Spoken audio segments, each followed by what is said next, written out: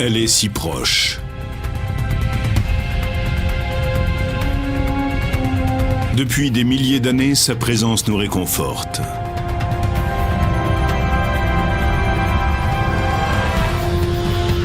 Elle est un repère pour ceux qui voyagent la nuit. Elle permet aux agriculteurs de mesurer le temps et aux navigateurs de se repérer en pleine mer. Dans certaines cultures, on la prenait même pour un dieu. C'est le seul astre cosmique que l'homme ait pu explorer. Et aujourd'hui, la NASA envisage d'y installer une base permanente. Mais d'où vient-elle? Comment expliquer l'existence de la Lune? La réponse est plus étonnante que tout ce qu'on avait imaginé jusqu'à présent.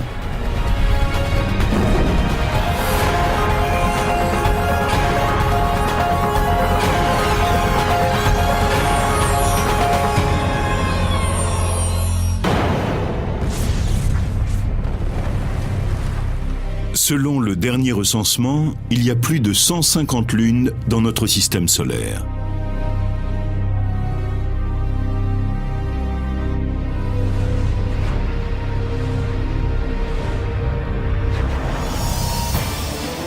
Neptune en compte 13.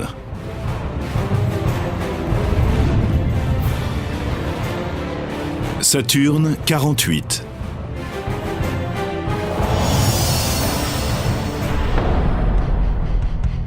Et Jupiter, 62.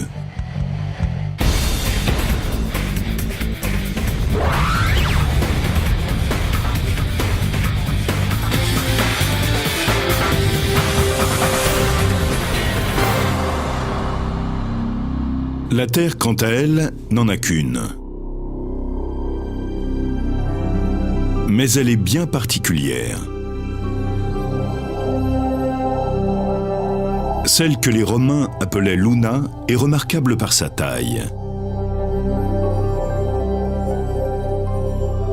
Ce n'est pas la plus grande lune du système solaire.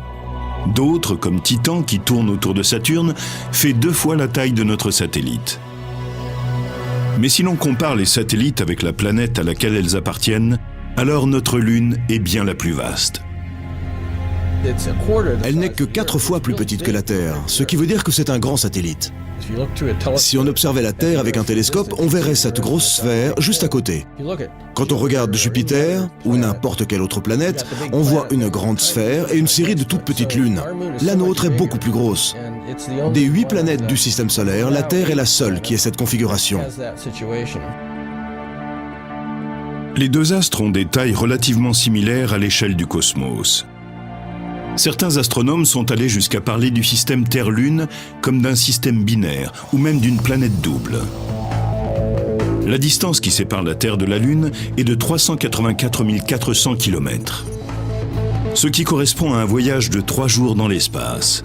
Le diamètre de la Lune est de 3 474 km, soit environ un quart de celui de la Terre. Un jour lunaire correspond à 27,3 jours terriens. Cette durée s'explique du fait que la Lune est toujours tournée du même côté vers la Terre. On ne peut en voir qu'une seule face. Donc la Lune doit effectuer le tour de la Terre pour accomplir une rotation complète sur son axe. De même que les enfants, quand ils font une ronde, regardent toujours vers le centre et tournent en formant un cercle.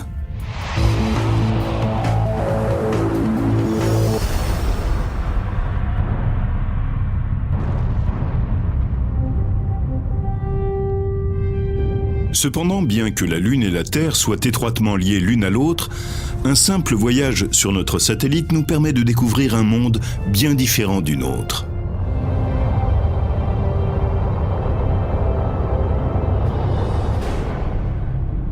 Un monde particulièrement dangereux.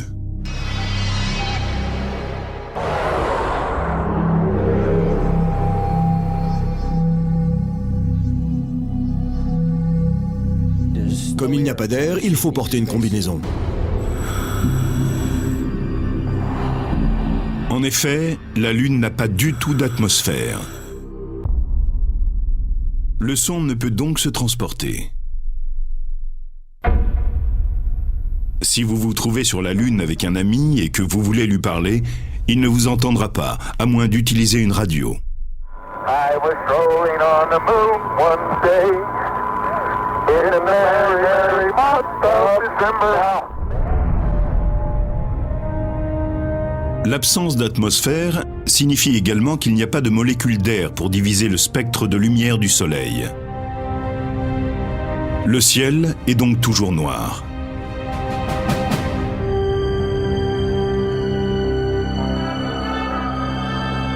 Et le paysage ne contribue pas vraiment à égayer l'ambiance. C'est un peu monochrome comme paysage. Il n'y a guère de couleurs. Les rochers sont dans des teintes grises ou marron. Il y a des tons un peu plus chauds sur la face exposée au soleil et plus froids sur l'autre face, mais dans l'ensemble, c'est plutôt gris. On ne peut pas dire que ce soit coloré. Des températures extrêmes rendent la surface lunaire d'autant plus inhospitalière. Le passage du chaud au froid est particulièrement brutal. Pouvant atteindre 132 degrés au-dessus de zéro à midi, la température chute à 151 degrés en dessous de zéro dès que la nuit tombe. Même la force gravitationnelle de la Lune, pourtant 6 fois inférieure à celle de la Terre, représente un risque. Les astronautes de la mission Apollo devaient y être attentifs lors de leur sortie sur le sol lunaire. Ils savaient que derrière leur visière et autour de leur combinaison spatiale rôdait la mort. Si par un geste malencontreux, ils avaient perdu l'équilibre et qu'ils étaient tombés la tête la première sur un affleurement, ils auraient pu fêler leur visière et être alors exposés au vide lunaire. Un sacré problème.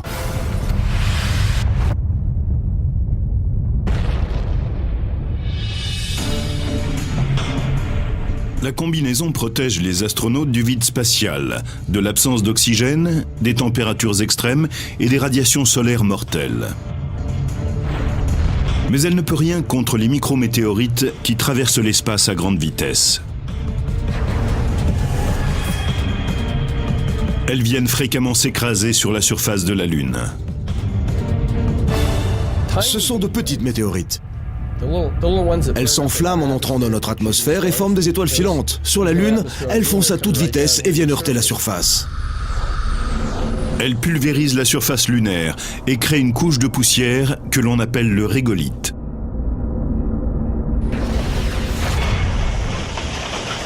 Le docteur Amanda Hendricks étudie la Lune au Jet Propulsion Laboratory de la NASA. Cette usine est une sorte de fabrique de régolithe. C'est de la roche broyée, rien de plus. Avec ce broyeur, le processus est beaucoup plus rapide. La pierre est broyée en moins d'1 heure. Sur la Lune, des météorites et des micrométéorites ont bombardé la surface pendant 4 milliards d'années et viennent briser la roche.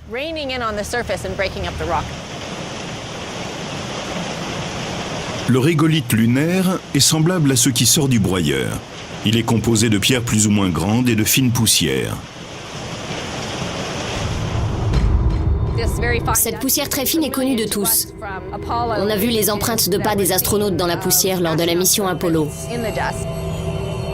Elle est tellement fine qu'elle causait de sérieux désagréments aux astronautes. Elle collait à leur combinaison, elle s'introduisait dans les équipements. Ça devenait un réel problème.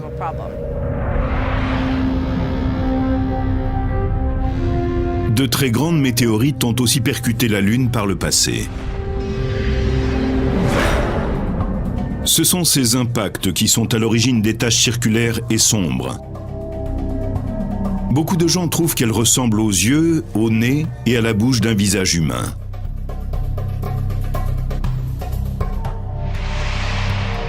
Ce sont elles qui ont longtemps fait penser qu'il y avait quelqu'un sur la Lune.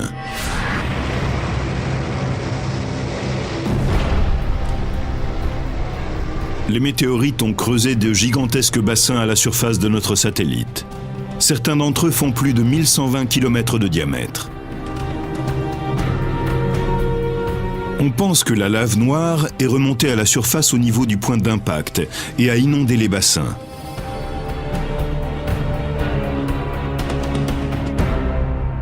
Aujourd'hui, on appelle ces zones sombres des marias. le mot latin pour mer. Cette dénomination remonte au XVIIe siècle, lorsque les grands observateurs de la Renaissance avaient les yeux rivés sur notre satellite. Ils avaient émis l'hypothèse que ces zones sombres puissent être des océans. Les astronomes de l'époque ont alors affublé les cratères ou les mers de noms pour le moins saugrenus.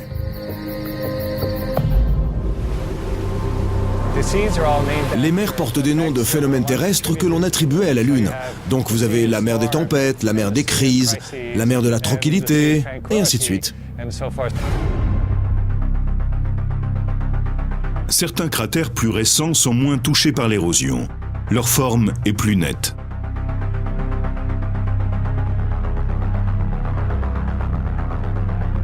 L'un de ces bassins est appelé la mer orientale.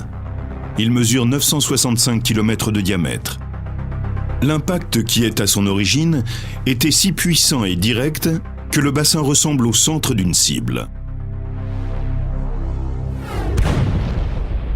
Cette cicatrice de la mer orientale ressemble à l'impact d'une balle dans une vitre. Des cercles et des fêlures rayonnent autour du trou.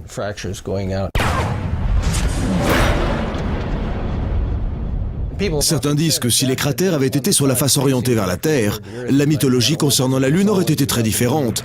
Nous aurions eu un gigantesque œil au-dessus de nous.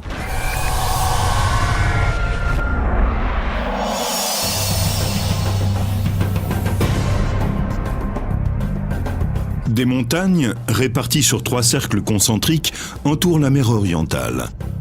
Certains sommets culminent à plusieurs milliers de mètres. Ils ont tous été créés à la suite d'un impact de la météorite. Les chaînes de montagnes terrestres sont pour la plupart le résultat du mouvement des plaques continentales. Elles se pressent lentement les unes contre les autres. Des montagnes s'élèvent au point de contact, l'érosion fait son office et on obtient les paysages spectaculaires que nous connaissons. Sur la Lune, il n'y a pas de plaque tectonique. La surface est statique. Pourtant, il y a bien des montagnes sur la Lune. C'est qu'elles se sont formées quand les grandes météorites se sont écrasées. Ce fut une explosion gigantesque qui a laissé un trou énorme. Toute la matière qui se trouvait là a été propulsée vers l'extérieur. C'est ainsi que se sont formées les chaînes de montagnes autour des points d'impact. Ces paysages sont donc créés par des forces venant de l'extérieur et non de l'intérieur. Un autre cratère d'impact bien plus petit que la mer orientale, mais tout aussi spectaculaire, est connu sous le nom de cratère Tycho. Il tient son nom d'un célèbre astronome danois du XVIIe siècle. Le dessin de l'impact se trouve sur le quart sud-ouest de la face visible de la Lune. Il se trouve dans une zone très éclairée, on peut presque le voir à l'œil nu. Quand cette explosion a eu lieu, de la poussière blanche a été projetée, comme pour les autres cratères. On dirait des rayons qui émanent de l'impact. C'est vraiment frappant. Ces rayons de poussière s'étendent sur plus de 1400 km autour du cratère de Tycho. Une montagne de débris s'élève au centre du cratère. Le mouvement de recul de la météorite après l'impact a créé ce relief. Les matériaux compressés au centre du cratère ont été éjectés vers l'extérieur après que la météorite ait ricoché ou bien se soit désintégrée. En voyageant dans l'espace et à l'aide de télescopes sophistiqués, on voit des marques spécifiques sur la Lune. Mais bien avant que l'on dispose de ces moyens techniques, l'observation de la Lune était d'une importance vitale pour les habitants de la Terre.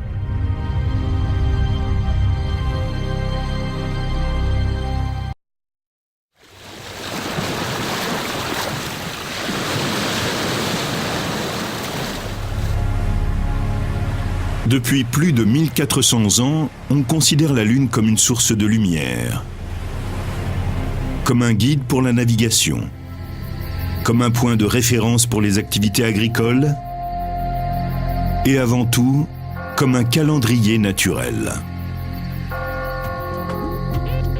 Avant l'invention des systèmes modernes, mesurer le temps n'était pas une tâche aisée.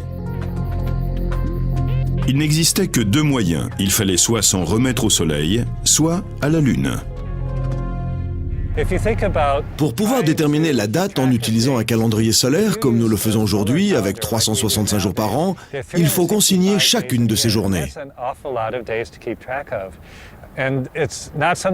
Ce n'est pas une tâche mince.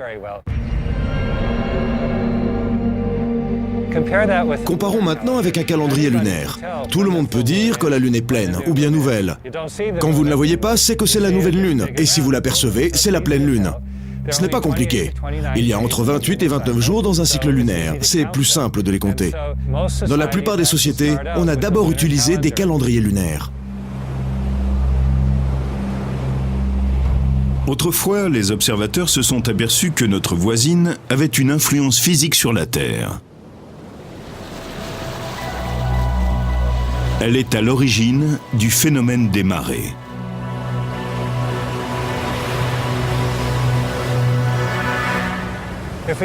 Imaginons que cette balle de tennis représente la Lune et ce ballon de football la Terre. Les marées sont provoquées par l'attraction gravitationnelle de la Lune. On le voit nettement ici. La Lune attire l'eau de la Terre vers elle.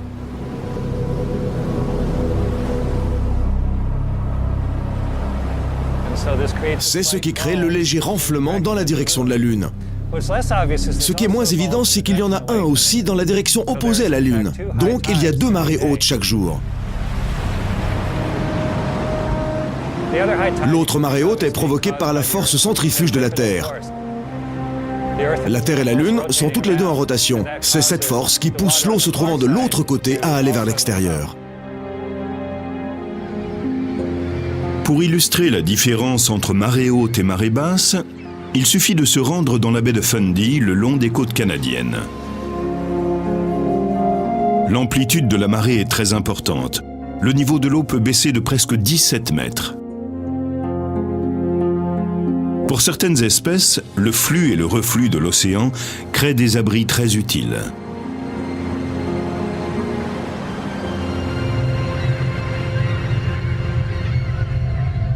Mais la gravitation exercée par la Lune sur la Terre a surtout pour effet de permettre à toutes les formes de vie terrestre d'exister. Elle stabilise le climat terrestre. Sa force gravitationnelle maintient l'inclinaison de l'axe de rotation de la Terre.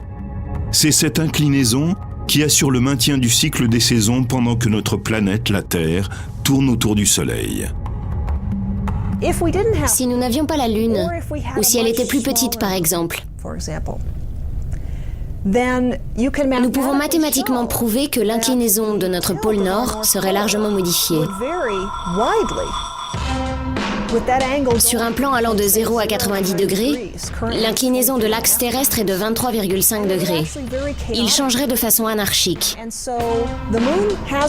La Lune joue un rôle important dans la stabilité de l'axe de rotation de notre planète et par conséquent sur notre climat.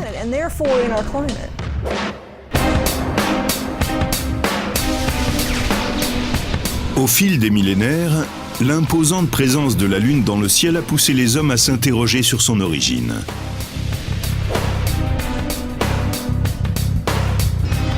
D'où vient la Lune? Comment expliquer sa formation? En 455 avant Jésus-Christ, l'érudit grec Anaxagoras a émis une théorie. La Lune serait simplement un rocher qui se serait détaché de la Terre. Cela dit, la plupart de ses contemporains étaient convaincus que la Lune était un dieu, ou bien une grande boule de feu. La théorie d'Anaxagoras n'est pas convaincante. On continue à s'interroger sur l'origine de la Lune, mais jusqu'au XVIIe siècle, on ne disposait d'aucune information intéressante.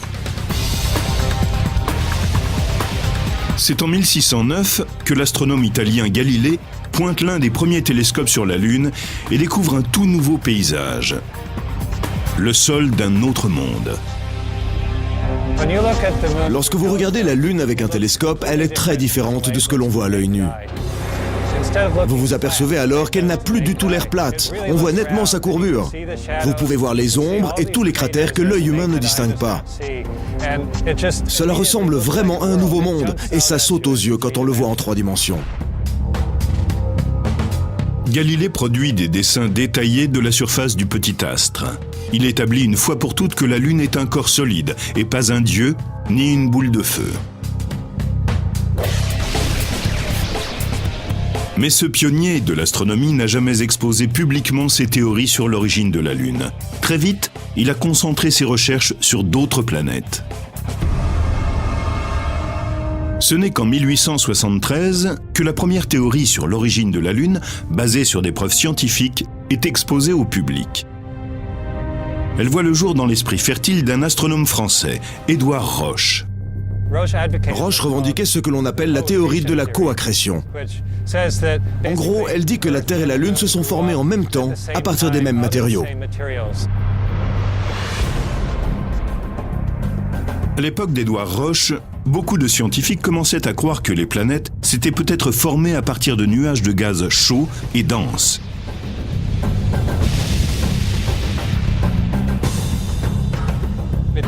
Ces nuages se sont densifiés et ils ont refroidi. En se condensant, des cercles de gaz se seraient formés et dissociés. Donc, il y a plusieurs anneaux de gaz, comme des cercles concentriques. Ensuite, ces anneaux ont probablement continué à se solidifier pour former les planètes. Roche considérait la Terre et la Lune comme un système solaire miniature. Il pensait que la Terre était une boule de gaz qui s'était refroidie. Elle se serait ensuite contractée en répandant un cercle de gaz qui se serait mélangé pour former la Lune.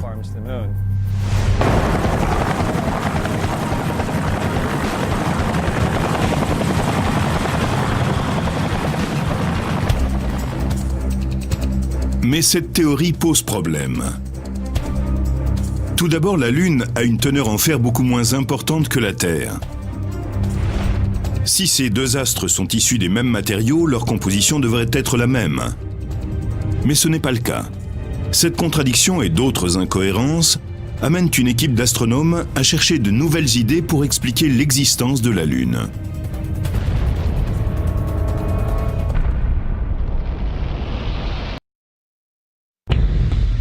Dans le dernier tiers du XIXe siècle, des théories plus élaborées voient le jour. En 1873, le scientifique français Édouard Roche explique que la Lune a pu se former à côté de la Terre. Elles seraient toutes les deux issues d'une seule et même nébuleuse de particules et de gaz. Mais cette théorie pose un problème fondamental. La Lune contient beaucoup moins de fer que la Terre. Elle est donc bien moins dense.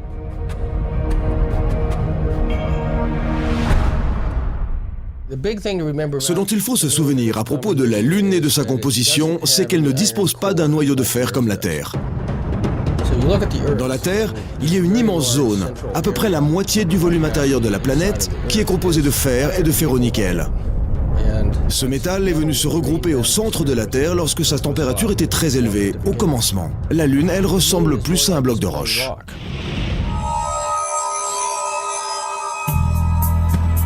Au départ, les scientifiques avaient établi la masse de la Lune grâce à leurs observations et aux mathématiques. Si la Lune est formée des mêmes matériaux que la Terre, la quantité de fer devrait être la même. C'est le seul point de sa théorie qu'Édouard Roche ne peut expliquer. Mais une autre idée, proche de l'hypothèse de la coaccrétion, est proposée. En 1878, George Darwin expose sa théorie de la fission pour expliquer l'origine de la Lune.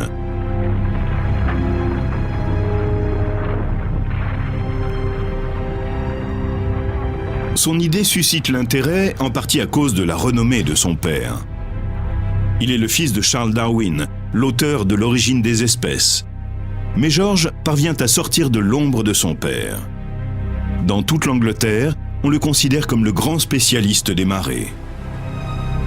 Grâce à une analyse poussée de la relation entre la Lune et les marées, il conclut que la Lune s'écarte petit à petit de la Terre.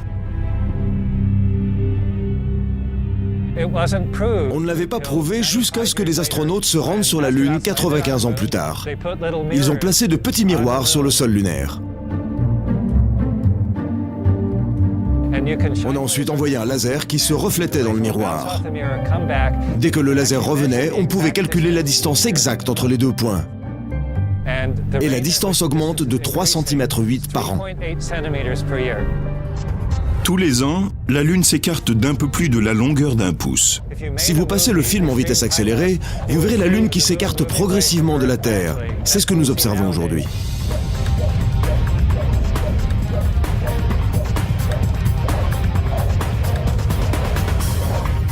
Darwin s'interroge sur ce qui se passerait si l'on inversait le processus, si l'on rembobinait le film.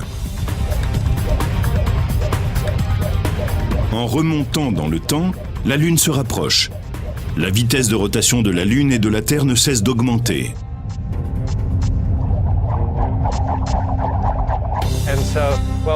La suite logique serait que la Lune fusionne avec la Terre. Elle devrait la percuter. Darwin en conclut que lorsque la Terre était en fusion et qu'elle tournait rapidement sur elle-même, de la matière s'en est détachée. Elle s'est ensuite transformée pour finalement devenir notre Lune.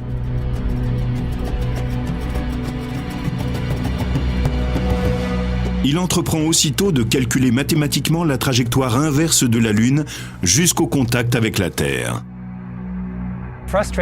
Il est resté frustré. Il a réussi à calculer une position où elle se rejoignait presque, mais il n'a pas pu aller plus loin. Les mathématiques ne le lui permettaient pas. Il a remonté le mouvement jusqu'à une époque où la Lune était toute proche de la Terre. Elle en faisait le tour 5 ou 6 fois par jour.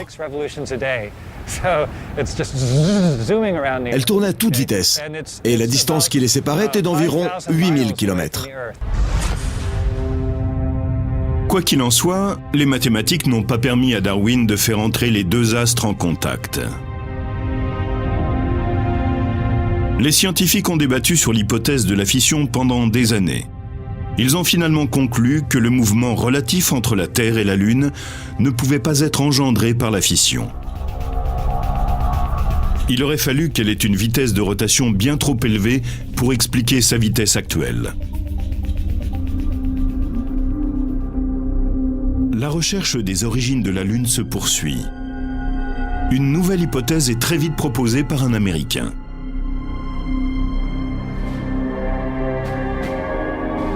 En 1909, Thomas Jefferson Jackson C.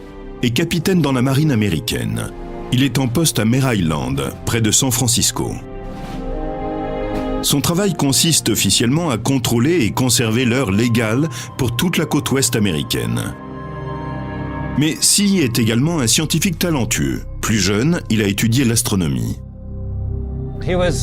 Ce fut l'un des premiers Américains à obtenir un doctorat en astronomie. Il est parti en Allemagne et il a passé une thèse dans ce domaine. À l'époque, on ignorait ce dont il s'agissait. Dans le domaine scientifique, les États-Unis n'étaient pas très actifs au XIXe siècle. C. dispose de l'observatoire de Mare Island et son travail de capitaine lui laisse tout le temps d'élaborer des théories.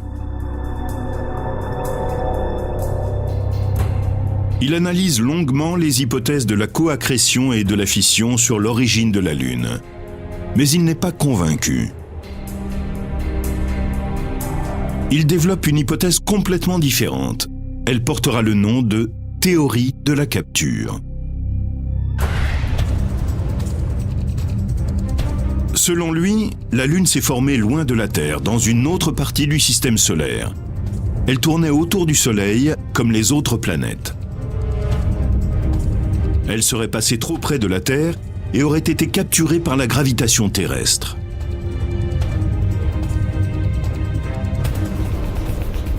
Son idée est qu'il y avait un milieu résistant dans l'espace. Mais aujourd'hui, nous savons qu'il n'y en a pas. C. ne parvient pas à expliquer exactement la nature de ce milieu résistant. Il s'agit probablement de petites particules de matière. Malgré tout, il est convaincu que celui-ci n'existe plus. Sa théorie pour expliquer la capture de la Lune est la suivante. Elle serait venue de l'espace en direction de la Terre. Elle serait entrée dans un milieu résistant, aurait ralenti, et enfin aurait fini par être capturée par l'attraction gravitationnelle de la Terre et aurait commencé par entrer en orbite autour d'elle. C'est un peu comme lorsqu'on fait du saut à l'élastique. On descend et puis on remonte, plus lentement. On redescend et on remonte encore plus lentement.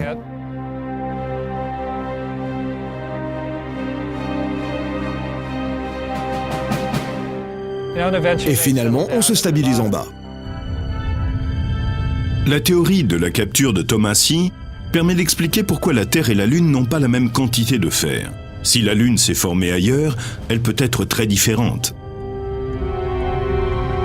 D'un autre côté, l'idée que la gravitation terrestre puisse capturer un astre de cette taille semble peu probable, surtout lorsqu'on sait qu'il n'existe aucun milieu résistant pour ralentir un objet aussi grand que la Lune. Chacune des trois théories présente d'importantes incohérences. L'origine de la Lune est encore un mystère.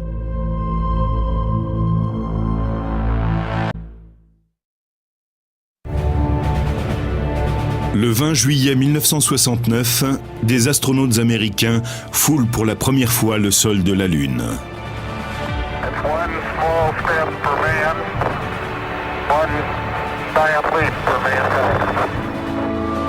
Ils posent leur module sur une plaine de lave solide, connue sous le nom de mer de la Tranquillité. Le pilote de la mission, Buzz Aldrin, décrit ce qu'il voit alors comme un magnifique paysage de désolation.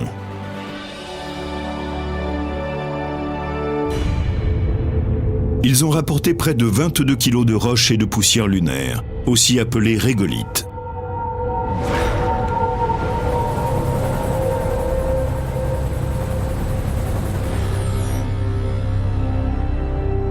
Au centre spatial Johnson, à Houston, les géologues attendent leur arrivée avec impatience.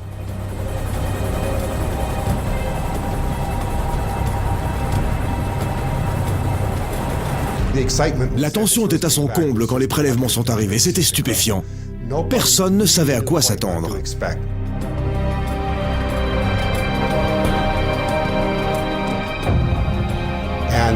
Tout de suite, on s'est rendu compte qu'il s'agissait de roches basaltiques, comme on en trouve à Hawaï. Ça ressemblait vraiment à ce qu'on trouve là-bas. Les géologues de la NASA sont particulièrement intrigués par une autre roche. Elle porte le nom de brèche. Cette roche s'est formée au moment de l'impact d'une météorite.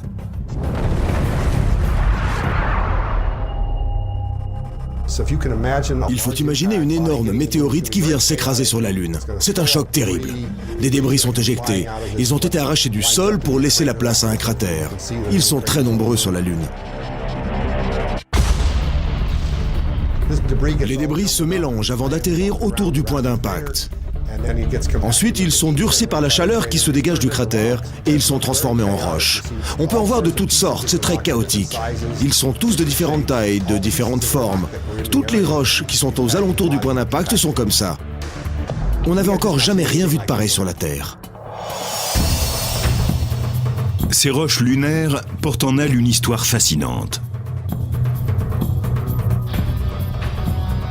Les roches et les échantillons de poussière contiennent des particules qui indiquent que la Lune a dû être couverte par un océan de lave après sa formation. Cette idée est renforcée par une autre découverte. Les blocs de roche manquent singulièrement de ce que les scientifiques appellent des éléments volatiles. Les éléments volatiles s'évaporent très facilement, donc ils disparaissent d'un rocher lorsque vous le chauffez. Il s'agit par exemple d'eau ou de potassium. Si vous comparez la majeure partie des roches terrestres avec les roches lunaires, vous vous apercevez que ces dernières sont complètement desséchées, comme si on les avait chauffées et qu'elles avaient perdu une grande partie de leurs éléments volatiles. Toutefois, les prélèvements de roches lunaires révèlent que la roche et le sol terrestre présentent au moins une similitude avec la surface lunaire.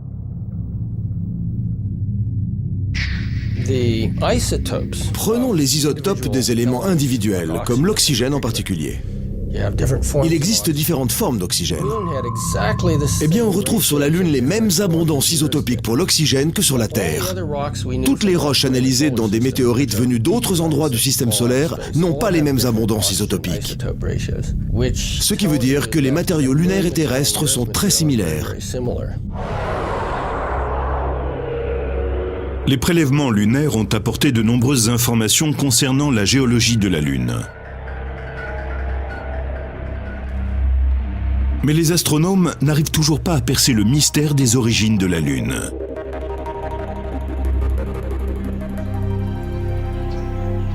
Pour William Hartmann, de l'Institut des sciences planétaires de Tucson, en Arizona, les informations récoltées sur ces morceaux de roches lunaires sont fondamentales. Pendant près d'une décennie, elles lui ont permis d'étayer de nouvelles théories. William Hartmann est aujourd'hui un astronome de renom. C'est aussi un peintre spécialisé dans les représentations de l'espace. Au début des années 60, il étudie à l'Université d'Arizona. Il prend part à un projet dont l'objectif est de créer une carte des cratères lunaires. Elle devra indiquer aussi bien les énormes bassins ou mers que les plus petits creux visibles. Quand on faisait cette carte dans les années 60, on s'est rendu compte que les grands bassins étaient des traces d'impact. D'énormes astéroïdes se sont écrasés sur la Lune et ont creusé ces cratères. Certains d'entre eux font plus de 950 km de diamètre. Et pour faire de tels dégâts, la météorite devait mesurer environ 160 km de diamètre. On en a donc conclu que de très grands objets se déplaçaient à travers le système solaire quand la Terre s'est formée et qu'ils venaient s'écraser sur les planètes.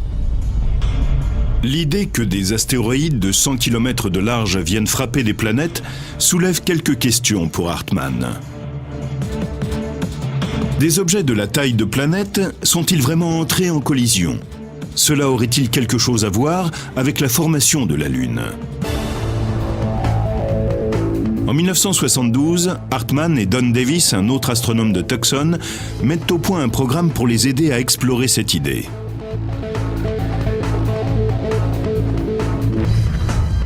Le programme tente de simuler le processus d'accrétion dans le système solaire de l'époque.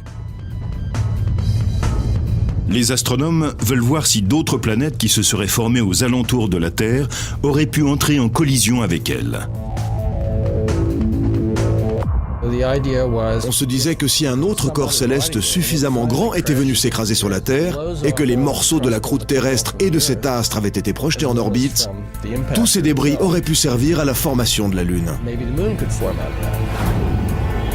La simulation montre qu'une autre planète aurait pu se former dans la zone d'accrétion de la Terre. Une planète de la taille de Mars. Ce n'était pas la Lune.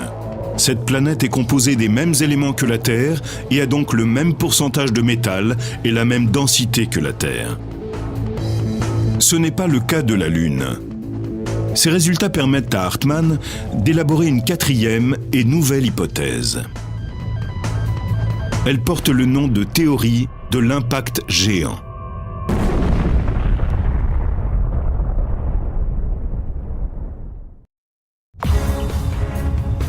En 1974, une nouvelle hypothèse expliquant les origines de la Lune voit le jour au sein de la communauté scientifique. Ceux qui l'ont élaborée l'ont nommée la théorie de l'impact géant. Le principe de cette théorie, c'est que 4,5 milliards d'années plus tôt, la Terre est entrée en collision avec un objet ayant à peu près la taille actuelle de la planète Mars. C'était un choc absolument énorme. C'est ce qui a entraîné la rotation de la Terre. C'est ce qui expliquerait que nos journées durent 24 heures. La collision était tellement brutale qu'une grande quantité de matière a été projetée en orbite autour de la Terre. Et on pense qu'ensuite elle se serait amalgamée pour former la Lune.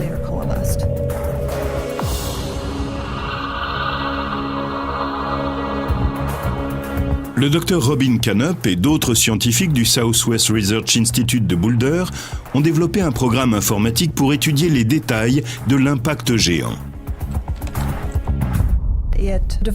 Cela permet de diviser la Terre et la protoplanète qui l'a heurtée en différentes particules.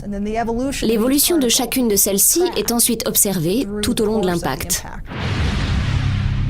Le simulateur donne une vue aérienne de l'impact sur un plan vertical. La Terre était probablement partiellement en fusion avant la collision. Donc initialement, l'autre astre arrivait de cette direction. Il a percuté la Terre sur le côté. On voit que cette deuxième planète s'est désagrégée pour former un long bras de matière. Le voilà. Les scientifiques pensent que les couches supérieures de la Terre sont complètement entrées en fusion après l'impact. La collision a provoqué la rotation de la Terre. Et on voit également qu'elle a changé la forme même de notre planète.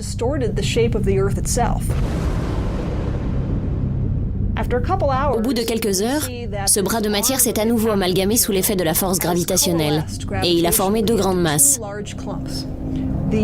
La masse centrale est principalement composée de matériaux issus du centre de la deuxième planète. Donc, quand cette masse fusionne avec la Terre, comme on peut le voir ici, la grande majorité du métal qui se trouvait dans cette planète est emmagasiné par la Terre.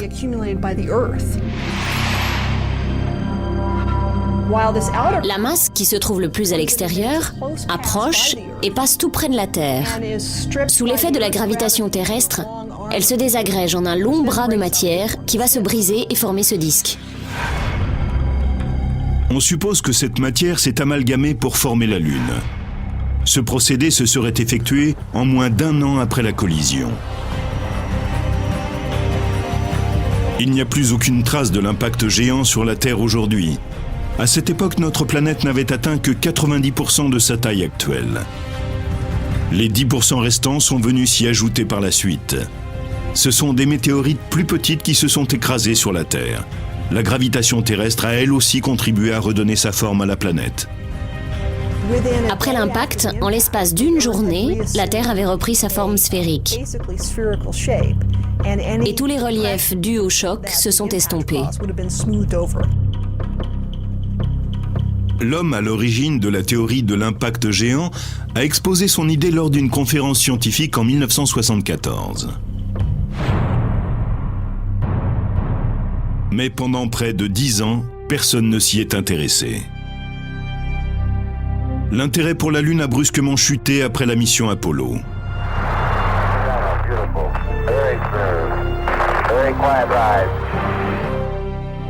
Finalement, lors d'une conférence à Hawaï en 1984, 12 ans après le dernier envoi d'une fusée, les plus grands astronomes parviennent à un consensus.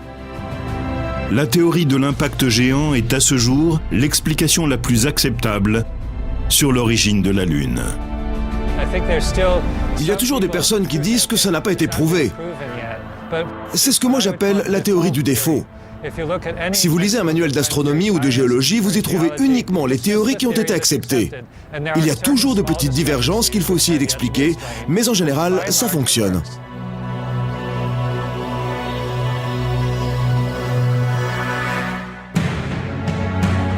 Les scientifiques sont parvenus à s'entendre sur une théorie concernant l'origine de la Lune. Mais ils n'en ont pas pour autant fini d'étudier notre plus proche voisin cosmique. Depuis peu, la Maison-Blanche et la NASA envisagent de retourner sur notre satellite et d'y aménager une base permanente.